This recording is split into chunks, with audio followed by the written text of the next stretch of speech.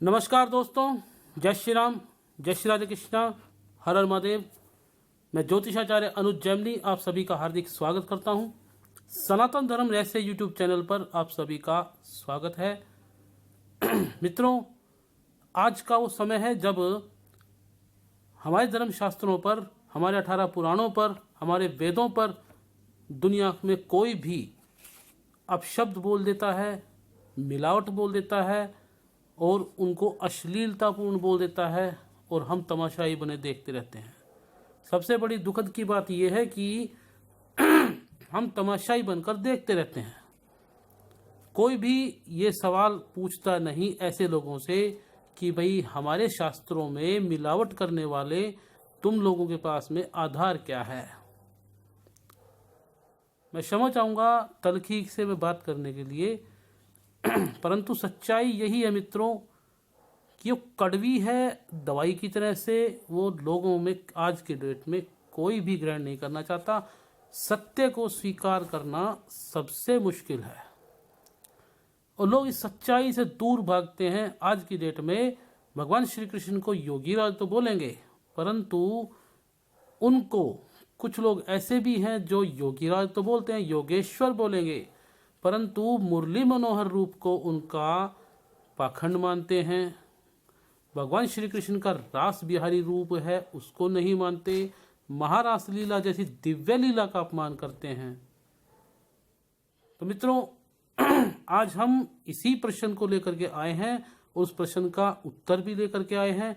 और बने रहिए हमारे साथ यूट्यूब चैनल सनातन धर्म रहस्य पर। मित्रों, यदि आपने अभी तक हमारे चैनल को सब्सक्राइब नहीं किया है तो कृपया अधिक जानकारी प्राप्त करने के लिए हमारे चैनल को सब्सक्राइब कीजिए और इस वीडियो को अधिक से अधिक शेयर कीजिए और लाइक जरूर करें। मित्रों, आप सभी के एक लाइक से हमें प्रोत्साहन मिलता है और इसी प्रोत्साहन के जरिए आपके सब्सक्रिप्शन से हमें प्रोत्साहन मिलता है और इसी प्रोत्साहन के चलते हम इस लड़ाई को आगे रखेंगे।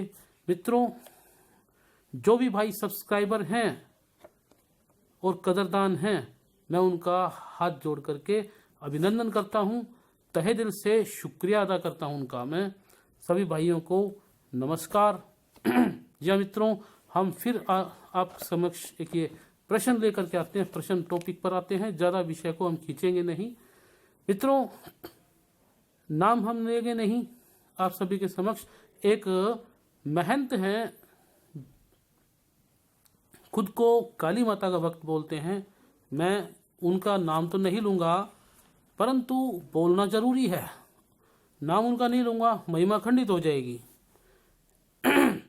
एक बार उन्होंने इस्लाम कबूलने की धमकी दी थी कि हमारी रक्षा अगर नहीं कर सकते तो इस्लाम कबूल कर लें। वो महात्मा जी हिंदुत्व की रक्षा कैसे करेंगे इस्लाम कबूल कर, ये हमें समझ में नहीं आता उनकी इस्लाम वाली रक्षण की थ्योरी। हमारे मित्र हैं, उन्होंने जब उनको कॉल लगाई थी तो उन्होंने अपने गुंडों से धमकियां दिलवाई थी मित्रों।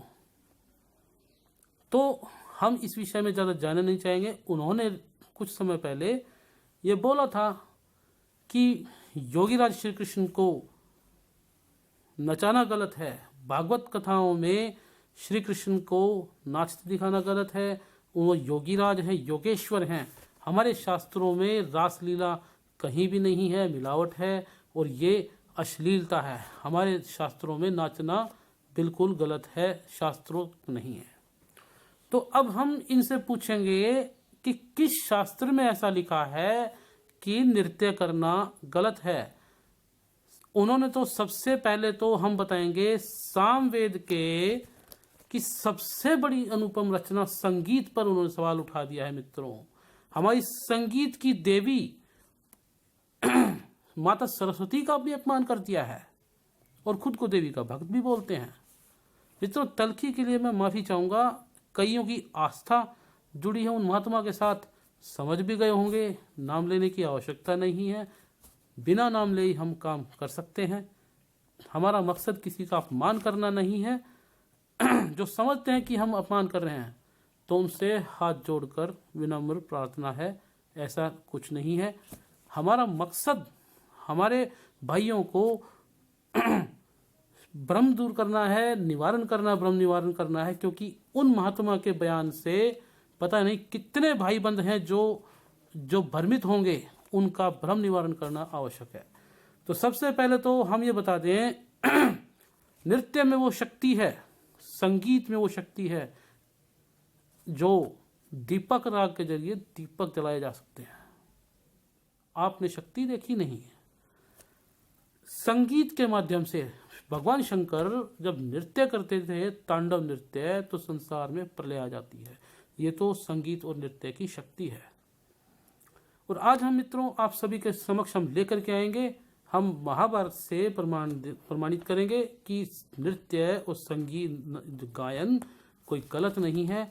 मित्रों यदि ये गलत होता तो वीरवर अर्जुन, पांडव वीर अर्जुन, वो अपने जो है वनवास के समय स्वर्गलोक में जब शस्त्रों की, अस्त्र शस्त्रों की खोज में गए थे, तब इंद्र के कहने पर उन्होंने नाच गाना सीखा था, नृत्य और गायन की कला सीखी थी। और दक्षिण में तो लड़के लड़की का जो रिश्ता करते हैं पहले पूछते हैं कि नृत्य और गायन में कुशल है या नहीं, क्योंकि नृत्य और गायन हमारे धर्म का मुख्य हिस्सा है।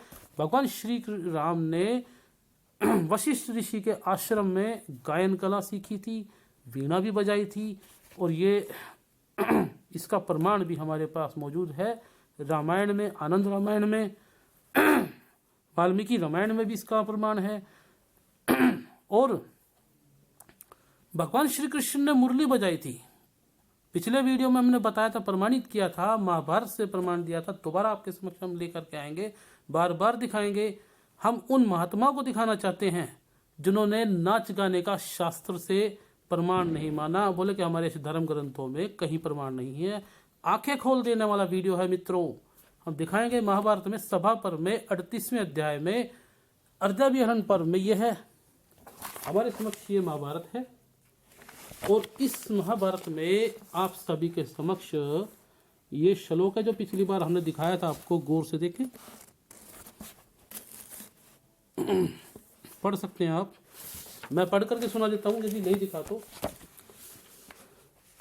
श्लोक है, रज्जु यज्ञोपवीति स पीतांबरधरो युवा श्वेत गंधेन लिप्तांगो नीलकुंचित मूर्धजा राजता बहिर्पत्रेण मंदमारुतकंपिना कवचित् गायन कवचित् क्रीडन कवचित् नृत्यन कवचित् गोपवेशा स मधुरं गायन वेणुं च वादयन् प्रह्लादनार्थं तु गां कवचित् वनगतो युवा गोकुले मेघकाले तु चचार द्युतिमान प्रभु पौरम्येषु देशेषु वनस्य वनराजिषु तासु कृष्णो मुदं लेभे क्रीडया भरतृषभ स कदाचित् वने तस्मिन् गोभी सा परिवर्जन।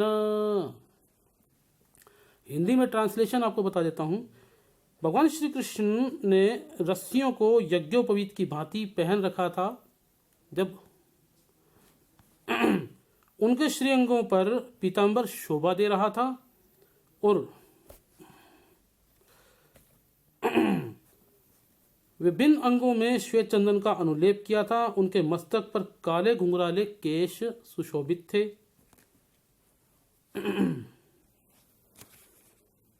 भगवान कहीं गीत गाते, कहीं क्रीड़ा करते, कहीं नाचते, कहीं हंसते थे। उनके सिर पर मोर मुकुट, मयूर मुकुट जो था वो सुशोभित था। मोर पंख का मुकुट सुशोभित था। कहीं नाचते, कहीं गाते, कहीं क्रीड़ा करते। इस प्रकार गोपालोचित वेश धारण किए हुए मधुर गीत गाते और वेणु बजाते हुए तरुण श्री कृष्ण गौओं को आनंदित करने के लिए कभी कभी वन में घूमते थे। तो मित्रों, ये तो महाभारत से प्रमाण मैं दे रहा हूं। भगवान श्री कृष्ण नाचते गाते भी थे, मुरली भी बजाते थे, मुरली बजाने का प्रमाण भी है और ये नाच गाने की कला इसमें दी हुई है। और अब मित्रों, उन भाइयों के लिए प्रमाण है जो बोलते हैं रासलीला में, श्रीमद् भागवत पुराण कथाओं में रासलीला में ये जो है नृत्य गायन है, ये अश्लील है, ये नहीं होना चाहिए। कई तो मैंने सुने हैं कि भागवत कथाओं में नाच गाना नहीं होना चाहिए। नाच गान, भक्ति में नाचना एक अलग बात है, कहीं शादी बारात में नाचना एक अलग बात है, कोई भोंडे के नृत्यों पर गाना अलग बात है। तो मित्रों, हम इसका अर्थ ये नहीं है कि हम इन बात का समर्थन कर रहे हैं कि भागवत कथाओं में फिल्मी गानों पर नाचा जाए या व्यासपीठ पे जो कथा व्यास है वो खड़े होकर के नाचने लग जाएं। इसके बिल्कुल खिलाफ है। भागवत कथा व्यास को हिलना नहीं चाहिए, उनको कथा के दौरान निश्चिंत हो बैठना चाहिए।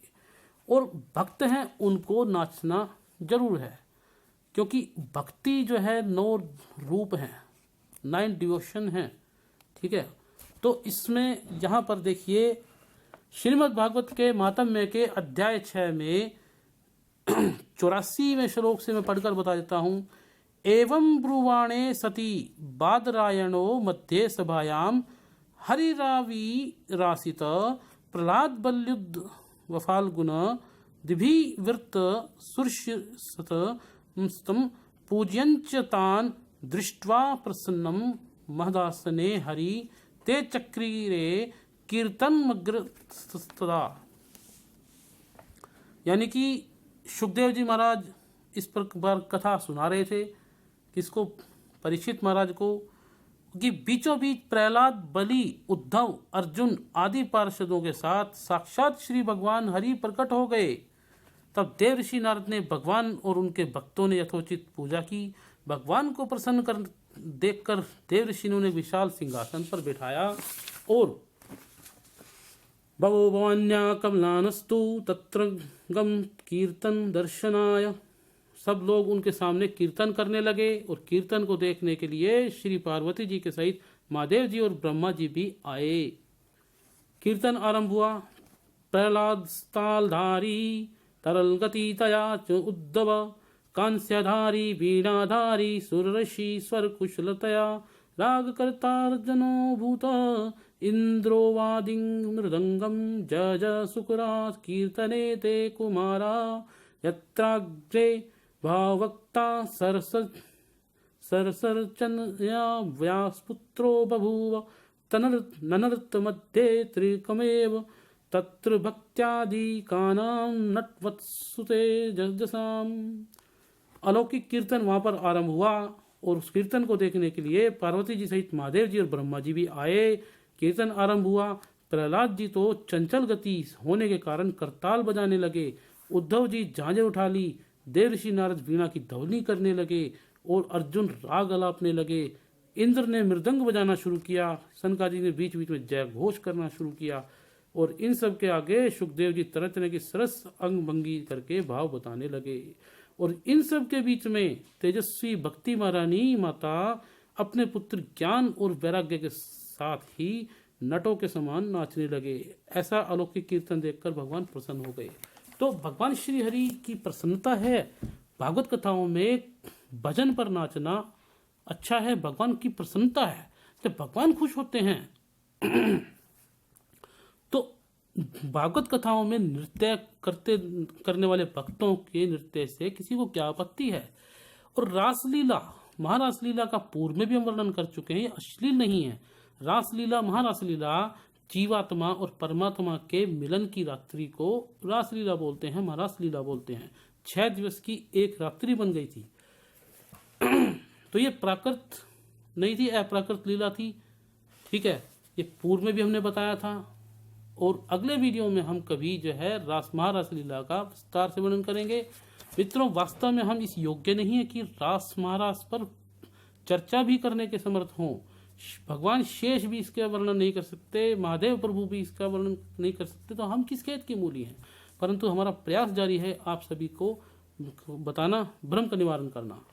अब हम ये लेकर के आए हैं लिटरेचर। हमने इंग्लिश में पढ़ा था, संस्कृत में भरत मुनि का नाट्य शास्त्र है, आचार्य भरत मुनि का। वो उन्होंने क्या लिखा है, नाट्य शास्त्र का अध्यायों के अनुसार विश्लेषण बताया है। उन्होंने ये बताया है कि भरत मुनि के अनुसार 11 तत्व नाटक के बताए गए हैं। रस, भाव, अभिनय, धर्मी, वृत्ति, अभिव्यक्ति की शैली, प्रवृत्ति, सिद्धि, स्वर, वाद्य यंत्रों का विधान, गायन और रंग।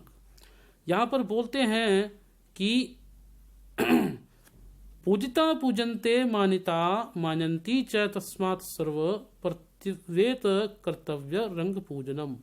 यानी कि गायन और नृत्य के क्षेत्र में, गायन और नृत्य के क्षेत्र में नींव का पत्थर माना जाता है। इस अध्याय में जो अध्याय नंबर 4 में तांडव की विशेषताओं का वर्णन दिया गया है मित्रों। अब अध्याय 6 में भरत मुनि ने रसों और भावों का वर्णन किया है, जिसमें श्रृंगार रस, हास्य रस, करुण रस, रौद्र रस, वीर रस और भयानक रस, विभत्स रस और अद्भुत रस का वर्णन किया है। तो मित्रों यहाँ पर ये सवाल है कि क्या भरत मुनि जो है यहाँ पर उनको कुछ पता नहीं था? क्या शास्त्रोक्त रचना नहीं है? संगीत और गायन तो हमारे शास्त्रों का अभिन्न अंग है, सामवेदोक्त तंत्र क्रिया है। तो यहाँ पर ऐसे लोगों को जानना चाहिए जो नाच गाने को अश्लील मानते हैं। भक्ति में नाचना अलग है, कहीं पार्टी में नाचना एक अलग है। भक्ति में नाचन गायन को पूर्णतया से प्रमाणित किया है। भरत मुनि ने अपनी इतनी बड़ी फिलॉसफी यहाँ पर दी है। कभी आप मौका मिले तो पढ़ना जरूर। लिंक मैं आपको डिस्क्रिप्शन में जरूर दूंगा। तो मित्रों ये सभी मैंने जब वीडियो प्रमाण दिया आपको हमने, तो जो लोग नाच गायन को, कथाओं में नाचना, भगवान के प्रेम में नाचने को अश्लीलता मानते हैं, आंखें खोलें, इन प्रमाणों को देखें और फिर बात करें। जय श्री राम।